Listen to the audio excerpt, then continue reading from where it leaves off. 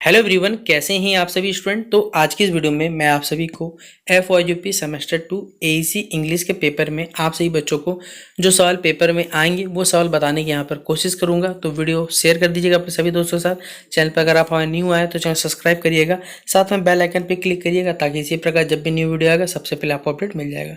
Description box में Telegram, Facebook, Twitter, Insta link available है, जहाँ फॉलो करना चाहे कर सकते हैं। और सबसे जरूरी बात, प्लेलिस्ट सेक्शन पर सारे वीडियोज़ अगर आप लोग देख लेते हैं तो आप सभी बच्चों को 50 में 50 नंबर वो पूरा कवर हो जाएगा। ठीक है, तो चलिए आज के वीडियो को हम लोग फिलहाल शुरू करें। सबसे पहला सवाल आप देख सकते हैं, आपके सिलेबस में लेटर दिया हुआ है तो भाई लेटर भी आएगा और इम्पॉर्टेंट लेटर है ये वाला, जिसमें आपको बोला जाएगा कि आपके इलाके का जो बिजली व्यवस्था, आप क्लास 10th में पढ़े होंगे, क्लास 12th में भी पढ़े होंगे, फिर से यहाँ ग्रेजुएशन में भी आया हुआ है, लेकिन यहाँ लिखने के तरीके में थोड़ा चेंजेस याद रखिएगा। जहाँ पर आप 100 वर्ड से 80 वर्ड्स में पहले लेटर को लिख देते थे, अब ऐसा यहाँ नहीं चलने वाला, मैं आपको बता दे रहा हूँ। ठीक है, तो आपको यहाँ पर क्या है, आपको एक पत्र लिखना है हिंदुस्तान टाइम्स जो न्यूज़पेपर है उसके एडिटर्स आपको, जहाँ पर आपके इलाके में जो बिजली की समस्या है उसके लिखकर। अब आइए पहले जानते हैं फॉर्मेट। सबसे पहले जब भी आप किसी अधिकारी को, किसी एडिटर साहब को पत्र लिखिएगा तो फॉर्मल तरीके से आपको पत्र लिखना पड़ता है। ठीक है, तो सबसे पहले यहाँ लिखना है to the editor Hindustan Times, जहाँ के आप इलाके लिख सकते हैं धनबाद, बोकारो, न्यू दिल्ली। हमने यहाँ पर न्यू दिल्ली का नाम लिख दिया यहाँ पर।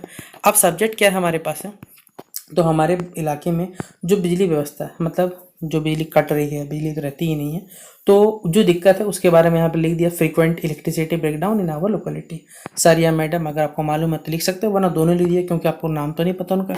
ठीक है, तो अगला यहाँ पर बताना है कि through the columns of esteemed newspaper I wish to draw the attention of the concern authorities toward about the frequent electricity breakdown in our locality Rajendra Nagar Delhi. यहाँ पर जो मैं यहाँ पर बात का जिक्र कर रहा हूँ वो दिल्ली का जिक्र कर रहा हूँ, जो कि राजेंद्र नगर में आपको नाम सुना ही होगा आपने। ठीक है, जहाँ पर बिजली व्यवस्था जो है, बिजली रहती नहीं है, जितना जितना ज़्यादा उनसे बिल ले लिया जाता है और जो बिजली कटता है वो तो कटल ही रह जाता है बेचारा। उसकी प्रति आपके न्यूज़पेपर में कॉलम कहीं नहीं कहीं पर लिखने का ऐसा जगह होगा, तो आप इसे जरूर यहाँ पर मेंशन करें, ताकि क्योंकि ये ऐसा न्यूज़पेपर है जो मोस्टली बड़े बड़े अधिकारी लोग इसलिए पढ़ते हैं, तो ताकि उनकी बातों में ये बात पहुँचेगी कि हाँ इन जगह में ये दिक्कत है, तो शायद उनमें सुधार कर सके। ये पहले लाइन में हमारे पहले पैरा बताया हुआ है। ठीक है, अगला हमारे पास है for the past several weeks, मतलब बीते कुछ सप्ताह में we have been facing continuous power cut. हम लोग बहुत ज़्यादा लगातार देख रहे हैं पावर कट्स का समस्या देखा जा रहा है, स्पेशली जो शाम के समय और रात के समय में होता है। ठीक है, this interruption have made the leaves of resident extreme difficult. इस वजह से क्या हो रहा है, जो रहने वाले जो लोग हैं, ठीक है, उनकी ज़िंदगी में देखिए बहुत ज़्यादा दिक्कत दिखने। Students are unable to study, जो छात्र छात्र पढ़ने नहीं गए वाले उनको पढ़ने में असुविधा हो रही है। And office worker find it hard to complete their work. देखिए जो भी बेसिक कोविड के बाद वर्क फ्रॉम होम करें, तो भैया वर्क फ्रॉम होम करने के लिए भी तो आपको लैपटॉप चलाना होगा, फोन चलाना होगा, उसके लिए इंटरनेट के साथ साथ क्या कहते हैं इलेक्ट्रिसिटी बिना काम तो हो नहीं सकता। तो ये लोगों को बहुत ज़्यादा दिक्कत कर रहा है। Moreover the irregular power supply is damaging electrical appliances like refrigerator. देखिए जब इरेगुलर मतलब यहाँ पर जो बिजली आ रहा है वो कभी ज़्यादा आता है कभी कम, जिस वजह से जो भी आप घर में इलेक्ट्रिकल डिवाइस यूज़ करें, इलेक्ट्रिकल कंपोनेंट्स अप्लाइंसेस यूज़ करें, जिसमें रेफ्रिजरेटर है, फ्रिज है, ये सब लगातार क्या होता है डैमेज चले जा रहे हैं हमारे पास। ठीक है, अगला पैरा बताया हुआ है despite several complaints to the electricity department. देखिए बहुत सारे यहाँ पर कंप्लेंट कर दिए जा चुके हैं बेसिकली जो इलेक्ट्रिसिटी डिपार्टमेंट, उनको no effective action has been taken so far. लेकिन जो कह सकते हैं जो हमारा बिजली विभाग है वो कह सकते हैं कोई भी एक्शन तो नहीं ले रहा, मस्त से आराम से ही सो रहा है। The situation becomes worse during hot and humid. देखिए ये सिचुएशन तब और ज़्यादा खराब हो जाता है जब गर्मी या उमस वाला मौसम रहता है, उस जगह खराब हो जाता है। Uh causing great discomfort to the elderly. And देखिए जो बेसिकली वृद्ध आदमी हैं और जो छोटे छोटे बच्चे हैं उनको ये चीज़ महसूस मतलब बहुत ज़्यादा दिक्कत हो पाता है, क्योंकि आप देखते ही होंगे बेसिक उमस वाला गर्मी में ना आप घर में रह सकते ना बाहर, इस पर कंडीशन, और ऊपर से अगर लाइन कट गया तो कितना दिक्कत होता है। तो I request the concern authority, मतलब इससे रिगार्डिंग जो भी अथॉरिटीज है बेसिकली, तो वो इस मैटर को जल्द से जल्द देखिए और जो भी नेसेसरी स्टेप हो सके ताकि इन सब चीज़ों को कम किया सके और एक बिजली व्यवस्था को यहाँ पर सुचारू रूप से जारी किया जा सके। यहाँ आप अपना नाम जो लिखना चाहें आप अपना नाम बता दीजिएगा, योर सिंसियरली जो नाम लिखना लिख दीजिएगा, आप अपना पता लिख सकते हैं और जो बेसिकली डेट है वो डेट को मेंशन कर दिए, जैसे ये वीडियो आप जब देखना चाहे देख सकते हैं, अपने हिसाब डेट लगा दीजिएगा। तो ये क्वेश्चन 15 नंबर में पूछा जाएगा। आपसे बच्चे जब क्लास 10th और 12th में पढ़े होंगे तो ये 80 वर्ड या 100 वर्ड में लिखे होंगे। अभी हमने आपको जो दिखाया, आप काउंट करना ये वर्ड, अगर आपको 80 या 100 मिलेगा तो ये कहीं ना कहीं 200 वर्ड, कम से कम 250 वर्ड क्रॉस करके होगा हमारे पास। ठीक है, हमने गिना नहीं है, लेकिन ऑन एंड ऑन बता रहा हूँ कि इतना वर्ड्स होगा हमारे पास। तो इसी प्रकार आपसे ही बच्चों को पेपर में क्या करना, 15 नंबर चाहिए तो बड़ा करके अपने हिसाब से लिखिएगा जो ज़्यादा सही रहने वाला है। ठीक है, अगला सवाल है हमारे पास है, मिसकम्युनिकेशन क्या होता है, इसके क्या कॉजेज हैं और कैसे करके हम इसको अवॉइड कर सकते हैं ये भी बताना है। जैसे हमने आपको कम्युनिकेशन पढ़ाया था, यहाँ मिसकम्युनिकेशन है। मिसकम्युनिकेशन नाम ही है कि भैया जब आप लोग कम्युनिकेट कर रहे कोई चीज़ को, कोई चीज़ वो लोगों तक पहुंचाना चाहते हैं और वो सही से नहीं पहुंच पाएगा, तो वही क्या कहलाएगा, मिसकम्युनिकेशन। तो इसके क्या कारण होते हैं, कॉजेज मतलब कारण हो गया, और कैसे करके हम लोग इसको कम कर सकते हैं मिसकम्युनिकेशन को, ये बताना है। तो आइए सबसे पहले बताते हैं। तो miscommunication is a failure to accurately convey or understand information between individual or group. Miscommunication basically क्या है, एक प्रकार का फेल्यूर ही हमारा, ठीक है, कि जो हम अपने संदेश को या मैसेज को लोगों तक पहुंचाना चाहते हैं इंडिविजुअल्स में या ग्रुप्स में, वो सही से नहीं पहुंच पा रहा। It occurs when the message sent is not received or interpreted as intended, often due to factors like unclear language, cultural difference, assumption or distraction. This can lead to misunderstanding, confusion और conflict। देखिए, जब हम अपने संदेश को क्या करें, मान लीजिए जिसको रिसीवर के पास पहुंचाना है, हो सकता है जैसे मैं आपसे बच्चों को यहाँ पर ये चीज़ें पढ़ा रहा हूँ तो बहुत सारे हमारे स्टूडेंट्स ऐसे होंगे जिनको इंग्लिश समझने में शायद दिक्कत होता होगा, लेकिन मैं यहाँ पर वो कोशिश करता हूँ कि यहाँ जिस भी लैंग्वेज, जैसे यहाँ इंग्लिश लिखा हुआ है, मैं आपको अपने लैंग्वेज समझाता हूँ ताकि आपसे बच्चे भी कोशिश करें कि अपने हिसाब से लिख के, जैसे मैं भी भाई कोई बहुत बड़ा इंग्लिश मीडियम पढ़ा हुआ नहीं हूँ, मैंने जो सीखा है आपसे बच्चों को पढ़ाते पढ़ाते सीखा है। तो यहाँ पर जो भी बात लिखा हो, अगर आप कोशिश करते हैं धीरे धीरे तो पेपर में आप खुद से लिख के आ सकते हैं। जिस दिन आप पेपर खुद से लिख के आना सीख गए तो आपको जीवन कभी भी कठिनाई होगी, ये याद रखिएगा। ठीक है, कोई दिक्कत नहीं आने वाला।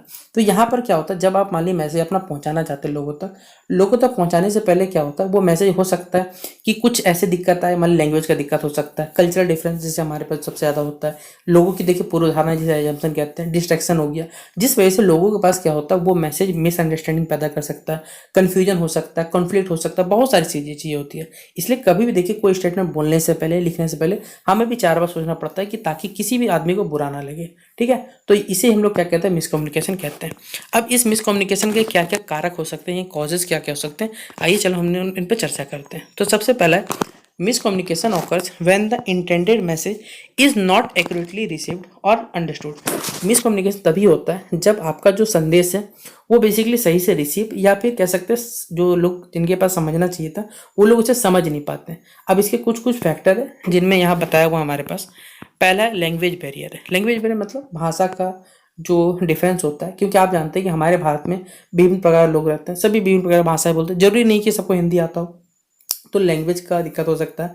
प्लस देखिए जो लोग उच्चारण करते हैं कोई चीज़ को, प्रोनाउंसिएशन में क्या होता है जिससे हम लोग वोकैबुलरी के नाम से जानते हैं, तो ये सब दिक्कत करता है हमारे पास। और जब बेसिकली आप पढ़ेंगे कोई चीज़ गलत रूप में तो उससे मतलब भी क्या निकलता है, क्योंकि अगर आप हर चीज़ को इंग्लिश में यूट्यूब पे या फिर गूगल ट्रांसलेटर सर्च करिए, जरूरी नहीं कि वो आपको सही जानकारी देता है, वो अपने हिसाब से सही जानकारी दे रहा है लेकिन आपके हिसाब से अलग होता है। इस वजह से क्या होता है, अगर लैंग्वेज में भी क्या होता है, बहुत सारा दिक्कत होता है जिस वजह से लोग कन्फ्यूज हो सकते हैं। तो लैंग्वेज बैरियर ये काम करता है हमारे इस प्रकार से। अगला है कल्चरल डिफरेंस। आपको मालूम है अलग अलग लोग जो है अलग अलग जगह से बिलोंग करते हैं, जब अलग अलग जगह से बिलोंग करेंगे तो कल्चर का डिफरेंस होगा, उनके गेस्टर्स का डिफरेंस होगा, वर्ड्स को समझने में टोन्स का अलग होता है। अगर आप साउथ तरफ चले जाइएगा तो वहाँ पर देखिए बहुत सारे ऐसे वर्ड है जो हम लोग नहीं समझ सकते और हमारे यहाँ के वर्ड जो उनको समझ सकते हैं। तो कल्चर का डिफरेंस की वजह से लोगों में ये दिक्कत आता है हमारे पास। अगला हमारे पास है लैक ऑफ क्लियरिटी। देखिए अगर आपका मैसेज अनक्लियर है, मतलब अस्पष्ट है, वैग है, पोरली स्ट्रक्चर्ड है, इस प्रकार से आपने बना दिया कि रिसीवर मान लीजिए उसको समझ ही नहीं पा रहा क्या बताना चाह रहे हैं। जैसे बहुत सारे ऐसे शॉर्ट वर्ड होता है, जैसे अगर आप देखते होंगे एक कुछ कई फेसबुक के ज़माने में मैंने शायद देखा था TTYL, शायद अगर मैं सही हूँ तो, ठीक है, नहीं TT, हाँ ठीक है ये आ गया TTYL। अब बताइए इसका मतलब क्या होता है, कोई तो बाद में हमें पता चला है कि इसका मतलब होता है टॉक टू यू लेटर होता है। मतलब ऐसे भी मैसेजेस होते हैं जिनको आप कोडिंग करते हैं, अगर आपको मालूम है तो ना आप इंटरनेट पे सर्च करो तो भी आपको नहीं मिलने वाला ये सब चीज़, ऐसा बात होता है। तो लैक ऑफ क्लियरिटी, अगर किसी मैसेज अनक्लियर होगा, पोली स्ट्रक्चर्ड होगा, तो लोगों को समझने में दिक्कत आ सकता है, इससे कहीं भी गलत जो पूर्व धारणा है वो घटित हो सकती है। Assumption and biases. जैसे हमारे समाज में जो पुराने रूढ़ी विचारधारा हो गए, एजम्पशन मान्यताएं हो गए, वो क्या करते हैं, मैसेज को क्या कर सकते हैं, गलत मायने निकाल सकते हैं। क्योंकि अगर मान लीजिए आप किसी भी चीज़ को, अगर मान लीजिए कोई लिसनर है, आप जो बोल रहे समझ रहे हो, ठीक है, लेकिन अगर वो कुछ से कुछ गलत समझ जाता है तो ये भी दिक्कत का कारण बनता है। अगला हमारे पास इमोशनल स्टेट। अगर लिखा हुआ इफ आइदर द सेंडर और रिसीवर स्टेट, मान लीजिए कि जो भेजने वाला या रिसीवर दोनों में से कोई स्ट्रेस्ड है, तंग है, गुस्सा है, कोई होगा, ओवर स्टेट होगा, तो जरूरी नहीं कि आपका जो मैसेज आपने डिलीवर किया वो रिसीव हो गया, मान लीजिए चलिए, लेकिन वहाँ पर इमोशनल रिएक्शन के कारण कुछ लोग उसे उल्टा समझ जाएंगे, और जब उल्टा समझ जाएंगे तो आपका काम भी क्या हो जाएगा, उल्टा हो जाएगा हमारे पास। अगला है हमारे पास डिस्ट्रैक्शन। डिस्ट्रैक्शन में हमारे पास क्या आ जाएगा, नॉइज आ सकता है, शोरगुल है, मल्टी टाइम, मतलब काम कर रहे हैं, काम के दूसरा कुछ पढ़ रहे हैं, बहुत सारा दिक्कत हो सकता है। तो जहाँ पर आप फोकस नहीं करिएगा सही पे, वहाँ पर डिस्ट्रैक्शन के कारण क्या होगा, एक मिसअंडरस्टैंडिंग दिक्कत होता है। अगला हमारे पास है नॉन वर्बल कम्युनिकेशन, जिसमें आपको मालूम है कि आपके बॉडी का लैंग्वेज, फेशियल एक्सप्रेशन, ये सब के सब क्या एक रोल प्ले करते हैं, क्रिटिकल रोल। इन ये सब के सब भी क्या कर सकते हैं, हमारे पास मैसेज को या मिसरीड करवा सकते हैं या मिसकम्युनिकेशन जनरेट करते हैं। टेक्निकल इश्यूज में मान लीजिए डिजिटल कम्युनिकेशन में अगर नेटवर्क कनेक्शन सही नहीं, अनक्लियर ऑडियो है, बहुत सारा दिक्कत हो सकता है हमारे पास, जिस वजह से आपका मैसेज वो सही से कन्वे नहीं हो पाता। सेंडर का टोन और डिलीवरी, देखिए कुछ जैसे बहुत सारे क्या लोग हैं वो अपने आवाज़ से भी क्या करते हैं, लोगों को आकर्षित कर सकते हैं। अगर आपका आवाज़ सही नहीं है या फिर डिलीवरी, मतलब आप कुछ बोल रहे हो, बोलने पर सही से लोगों को अपने समझा नहीं पा रहे हो, तो ये क्या कर सकता है, दिक्कत पैदा कर सकता है। अगला हमारे पास है लैक ऑफ फीडबैक। फीडबैक मतलब यहाँ पर जैसे मैं आपसे बच्चों हमेशा बोलता हूँ कि आपको लगता है कि जैसे ये वीडियो आपके लिए हेल्पफुल है तो आप तो भी बताएं, नहीं है तो भी बताएं, लगता है तो लाइक करें, नहीं है तो डिसलाइक कर दें। जिससे क्या होगा कि जो सामने आपके दोस्त मित्र यार गए उनको ही तो पता चलेगा कि हाँ भैया अच्छा पढ़ाते, खराब पढ़ा, जो भी लगता है आप बताएं करें इस प्रकार, ठीक है। तो ये सब के सब क्या कर सकते हैं, ये वो फैक्टर है जो कि हमारे मिसकम्युनिकेशन को बढ़ाते हैं और एक कन्फ्लिक्ट या फिर कह सकते हैं कन्फ्यूजन को जनरेट करने का काम करते हैं, ठीक है।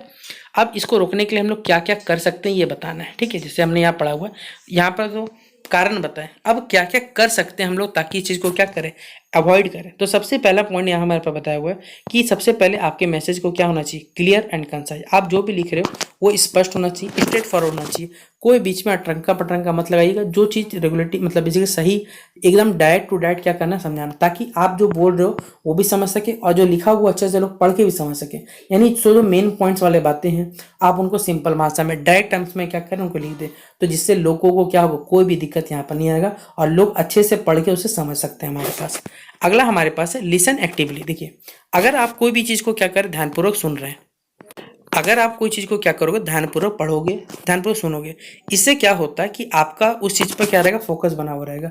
और जब आपका अच्छे से फोकस रहेगा तो आप वहाँ पर कभी भी गलती नहीं करोगे, ये बात याद रखना। इससे जो मिस इंटरप्रिटेशन का चांसेस होता है वो लगातार क्या होता है, हमारे पास कम होता है। एक ये फायदा होता है, इसलिए आपको क्या करना चाहिए, कोई भी चीज़ ध्यानपूर्वक यहाँ पर सुनना चाहिए। अगला हमारे पास तीसरा नंबर पॉइंट बताया हुआ है क्लियरिटी एंड कंफर्म। देखिए अगर आपको लगता है कि कोई भी चीज़ में दिक्कत है, आप उसके बारे में क्या करें, पूछें, जानकारी लें। नहीं आता पूछे, कम से कम पूछिएगा तो क्या होगा, आपको उस चीज़ के बाद क्लियरिटी होगा, क्लियरिटी होगा तो आप कंफर्म होइएगा, कंफर्म होइएगा तो सही रहेगा आपके लिए। तो ये काम करता है हमारे पास। अगला है आपको फीडबैक का इस्तेमाल करना चाहिए। हमने आपको बार बार बोला है अगर आप फीडबैक का इस्तेमाल करोगे तो आपको तो सुविधा होगा ही होगा, आपके साथ जो दोस्त पढ़ेंगे या आपके फ्यूचर में जो भाई बहन पढ़ेंगे उनको भी क्या होगा, ये सुविधा देके जाएगा, याद रखिएगा, ठीक है। अगला हमारा पांचवा नंबर पॉइंट है हमारे पास एडेप्ट टू योर ऑडियंस। आपको अपने ऑडियंस के हिसाब से क्या करना चाहिए, बेसिकली आपके जो बैकग्राउंड, लैंग्वेज या कम्युनिकेशन स्टाइल होना चाहिए वो अपने ऑडियंस के हिसाब से क्या करना चाहिए, उसको एडेप्ट यानी सीख लेना चाहिए। ताकि उससे क्या होता है कि आपका जो मैसेज रहेगा वो अप्रोप्रिएट तरीके से, मतलब सही तरीके से आप जिन भी पर्सन या ग्रुप को डिलीवर करना चाहते हो उनसे आपका कम्युनिकेशन अच्छा हो पाएगा, जिससे लैंग्वेज, टोन, अप्रोच आप अच्छे से एडजस्ट कर पाइएगा, ठीक है। छठा नंबर पॉइंट है हमारे पास be mindful of non verbal cues. देखिए क्या है, आपको हमेशा अपने जो बॉडी लैंग्वेज है, फेशियल एक्सप्रेशन है या वॉइस ऑफ टोन है या फिर आपके जो लिसनर्स हैं, उन सभी चीज़ों को यहाँ पर ध्यान रखना पड़ता है ताकि आप जो चीज़ बोल रहे हो वो फेशियल एक्सप्रेशन सही होना चाहिए। जिससे अगर कभी बेसिक नॉन वर्बल कम्युनिकेशन क्या होता है कि अगर गलती से कहीं आपने, आपका बॉडी लैंग्वेज अलग है, कुछ आप बोल कुछ रहे हो तो इससे दिक्कत पैदा हो सकता है, इसलिए आपको ये सब ध्यान देना पड़ता है। अगला हमारे पास है अवॉइड एजम्पशन। यानी आपको एजम्पशन जो भी बेसिकली कोई भी ऐसा एजम्पशन मतलब होता है, कोई धारणा नहीं बना के रखना है कि हाँ ये चीज़ ऐसा ही होता है। आपको अपने जो मैसेज के प्रति क्लियरफाई होना चाहिए और जो भी इंटेंशन होना चाहिए वो आपको सही से बताना चाहिए, ठीक है। फिर अगला है keep it brief and structured. आपको क्या करना चाहिए, जो लॉन्ग विंडेड या फिर पुअरली ऑर्गेनाइज मैसेज होता होते हैं उस प्रकार मत करिए, इस प्रकार कम्युनिकेशन करिए जो लॉजिकली सही हो और शॉर्ट टर्म में हो और इन्फॉर्मेशन सही तरीके से लोगों को डाइजेस्ट होगा, इस प्रकार बनाना पड़ता है। ठीक है, अगला है हमारे पास 9 नंबर पॉइंट में मिनिमाइज डिस्ट्रैक्शन को, यानी देखिए कम से कम जितना हो सके हमें डिस्ट्रैक्शन फ्री इन्वायरमेंट बनाना चाहिए, जिससे होगा कि जहाँ पर अगर डिस्ट्रैक्शन कम होगा तो सबसे बात है हमारे पास वहाँ पर अच्छे से लिसनिंग होगा, स्पीकिंग होगा और लोग अच्छे से समझ पाएंगे, इसके फ़ायदे होते हैं। अगला हमारे पास है यूज़ विजुअल एड्स। देखिए आप क्या कर सकते हैं जब कम्युनिकेशन कर रहे हैं बेसिकली, तो उसमें आप डायग्राम, चार्ट, रिटन कम्युनिकेशन या फिर जो इन्फोग्राफिक्स आते हैं आप उन सब चीज़ों को इस्तेमाल कर सकते हो, जिससे क्या होगा लोग बेसिकली क्या कर सकते हैं, लोगों का नज़र नहीं भटकेगा और लोग अच्छे से उस चीज़ को समझ पाते हैं। ठीक है, अगला हमारे पास है be open to different perspective. देखिए आप अपने नॉलेज के हिसाब से क्या कर सकते हैं, यहाँ पर मैसेज को इंटरप्रेट कर सकते हैं, लोगों की जो धारणा है उनके मिसअंडरस्टैंडिंग कम करने के लिए जितना हो सके उनके अलग अलग नज़रिए को समझाने की कोशिश कर सकते हैं। अगला है हमारे पास 12 नंबर पॉइंट में हमारे पास कि be ensure proper technology use. देखिए आपको ज़्यादा से ज़्यादा टेक्नोलॉजी का क्या करना यूज़ करना चाहिए, जैसे क्या होगा कि अगर आप मैंने कोई भी चीज़ बनाया वो ईमेल, टेक्स्ट, वर्चुअल मीटिंग, ये सब क्लियर होना चाहिए कि ताकि कोई भी टेक्निकल इशू वहाँ पर कम से कम हो। अगला है जितने सारे इंपॉर्टेंट कन्वर्सेशन है, मीटिंग्स है, आपको उनको एक समरी में, रिकेप में सारे के सारे ध्यान में रखने हैं, तभी वो चीज़ काम कर पाएगा। तो ये सारे अगर फीचर आप अपना लेते हैं जिससे होगा क्या, मिसकम्युनिकेशन ज़्यादा से ज़्यादा कम हो पाएगा और इफेक्टिव कम्युनिकेशन की ओर ये बढ़ेगा, याद रखिएगा ये बात। तो आज की इस वीडियो को हम लोग यहीं पर समाप्त करते हैं। उम्मीद करूंगा कि आपको ये वीडियो बेहद पसंद आया होगा। पसंद आया तो अपने दोस्तों से शेयर करना बिल्कुल भी मत भूलिएगा। बेस्ट ऑफ लक आपसे बच्चों की एग्जामिनेशन के लिए। मिलते हैं नेक्स्ट वीडियो पे, तब तक के लिए जय हिंद और जय भारत।